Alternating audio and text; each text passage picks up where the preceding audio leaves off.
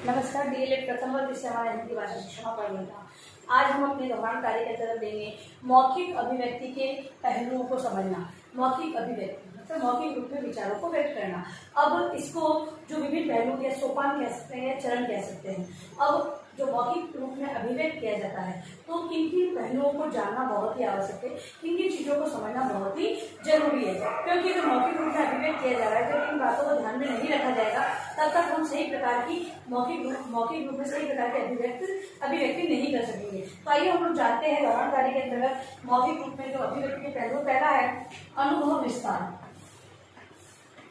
अनुभव विस्तार अनुभव मतलब कि किसी भी संबंधित विषय वस्तु संबंधी जो अनुभव होते हैं उनको आगे भी प्रयोग में लेना, वो विस्तार से समझना तथा उसका प्रयोग हम लोग आगे भी कर सके। तो जब मौखिक रूप में अभिव्यक्त करा जा रहा है तो कोई भी विषय तो हमारे समझ प्रस्तुत की जाएगी तो उसमें हम अपने अनुभवों को समझेंगे और अनुभवों को साथ में लेते हुए व्यक्त करेंगे। कहने का तात्पर्य यह है कि अगर मान लो अध्यापक ने हमें किसी विषय के बारे में समझाया और हो सकता है हमें कहीं पर एक्सप्लेन करना है, वहां पर हमें इसका प्रयोग वो विषय वस्तु हमारे जो मस्तिष्क में आ रही है अब उसका प्रयोग हम करना चाहते हैं। तो मौखिक अभिव्यक्ति के अंदर जब ये अनुभव अगर बालक के अंदर नहीं होंगे तो व्यक्त नहीं कर सकेगा, क्योंकि उस अनुभव के लिए भी उसके मस्तिष्क में जगह होनी चाहिए कि उन्हें वो अनुभवों को एकत्रित करता चला जाए तथा जब उसे मौखिक रूप में व्यक्त करने के लिए कहा जाए तो उनका प्रयोग वो कर सके। तो अनुभवों का विस्तार मतलब विभिन्न प्रकार के विस्तार मतलब बढ़ावा देना। तो अनुभवों को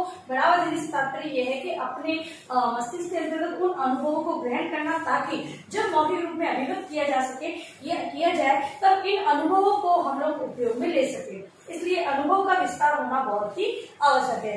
दूसरा है व्याकरण सम्मत शुद्ध भाषा। व्याकरण सम्मत शुद्ध भाषा। व्याकरण सम्मत शुद्ध भाषा से मतलब कि जो भाषा का जो मानक रूप है यदि उसका प्रयोग बालक को करना नहीं आता है तो वो अपने उच्चारण के अंतर्गत भी बहुत सारी अशुद्धियां करेगा तथा व्याकरणिक जो नियमों का ज्ञान उसके अंतर्गत नहीं होगा तो वो शुद्ध रूप में भाषा का प्रयोग नहीं कर पाएगा। इस हेतु व्याकरण सम्मत भाषा का ज्ञान एक बालक को दिया जाना चाहिए, प्रारंभ से ही दिया जाना चाहिए तथा आगे जाकर जब वो अपने अभिव्यक्ति के अंतर्गत उसको सही प्रकार से अपना सके। तो मौखिक अभिव्यक्ति के अंतर्गत भी व्याकरण सम्मत भाषा का उपयोग करना बहुत ही आवश्यक है। अगला है स्वाभाविक एवं स्पष्टता। स्वाभाविकता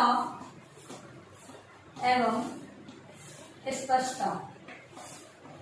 जब मौखिक रूप में अभिव्यक्त किया जाए तो बालक है वो स्वाभाविक प्रवृत्ति को अपनाए, स्वाभाविक रूप से व्यक्त करे। ऐसा नहीं कि कोई रटी रटाई कोई भी एक रूपरेखा को लिखते हुए वो उसे व्यक्त करते नहीं। समझी हुई अनुभव पर आधारित कोई भी अभिव्यक्ति मतलब अभिव्यक्ति है वो बालक के अनुभव पर आधारित हो तथा स्वाभाविक मतलब कि जो अपने स्वभाव से जिस प्रकार से वो कहना चाहता है उसी चीज को अपनाए। यानी किसी को देखकर किसी की कॉपी नहीं की जाए, वहां पर बालक स्वाभाविक रूप से बोले तथा स्पष्ट बोले। जब बालक किसी चीज को कॉपी करेगा तो वो अस्पष्ट भी बोलेगा। क्यों? क्योंकि वो उसी को फॉलो करता है। जो व्यक्ति किसी दूसरे की रटी परिपाटी को अपनाते हुए अगर व्यक्त करेगा तो क्या करेगा वो बोलता जाएगा, जहां पर अस्पष्ट आएगी वो उसे भी अस्पष्ट रूप में व्यक्त करेगा। जबकि अगर वो स्वाभाविकता को यहाँ पर अपनाएगा अपनी अभिव्यक्ति के अंतर्गत तो वो स्वाभाविक रूप से अपनाते हुए स्पष्ट भाषा का भी प्रयोग करना वो सीखेगा।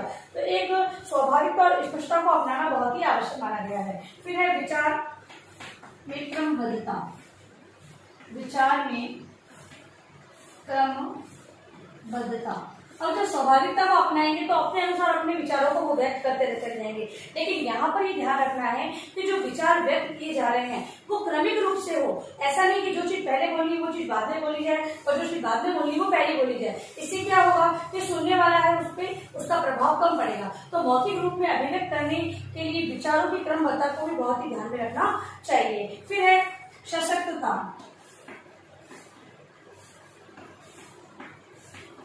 सशक्तता के अंतर्गत जो भी भाषा का प्रयोग किया जा रहा है वो एकदम सही और मतलब जहां पर जिस शब्दों का प्रयोग करना है, जिन वाक्यों का प्रयोग करना है, भाषा कब सशक्त होगी, कब व्यक्त करने योग्य होगी, जब उसमें सही शब्दों सही वाक्यों का समावेश किया जाएगा। तो एक विद्यार्थी को क्या करना है अपनी भाषा का एक सशक्त रूप बनाते हुए व्यक्त करना चाहिए। मौखिक अभिव्यक्ति में भाषा के सशक्त रूप को अपनाना बहुत ही आवश्यक है। फिर है प्रवाह अगला है प्रवाह। अब जो विचार और भाव व्यक्त किए जा रहे हैं वो प्रवाह से युक्त होने चाहिए, मतलब कि गतिशील वो होने चाहिए। ऐसे नहीं कि एक नीरस होते हुए व्यक्त करना भी अपने जो अभिव्यक्ति है उसके प्रभाव को कम करता है। तो इसीलिए भाषा है वो प्रवाह युक्त होगी, तब वो जो मौखिक अभिव्यक्ति की जा रही है उसका भी प्रभाव अन्य व्यक्तियों पर बहुत अच्छा पड़ेगा। फिर है अवसर अनुकूलता। अवसर अनुकूलता। अवसर अनुकूलता से मतलब ये है कि जिस अवसर पे जिस प्रकार से बोलना है उसका प्रयोग करना आना चाहिए। भाई अगर हम लोग देख रहे हैं कहीं पर दुख का माहौल है तो हमें अपने विचार भी ऐसे गमहीन या फिर किसी को मोटिवेट करते हुए ऐसे विचारों को व्यक्त करना है। वहां पर हम हंसी मजाक करेंगे या फिर हम अपने अनुसार अलग तरह की भावनाओं को वहां पर व्यक्त करना चाहेंगे तो क्या होगा, वो वहां पर हमारा प्रभाव कम पड़ेगा। तो मौखिक रूप में अभिव्यक्ति के अंतर्गत अवसरों को ध्यान में रखते हुए अपने भावों को व्यक्त करना बहुत ही आवश्यक है। फिर है प्रभाव उत्पादकता। लास्ट है प्रभाव उत्पादकता।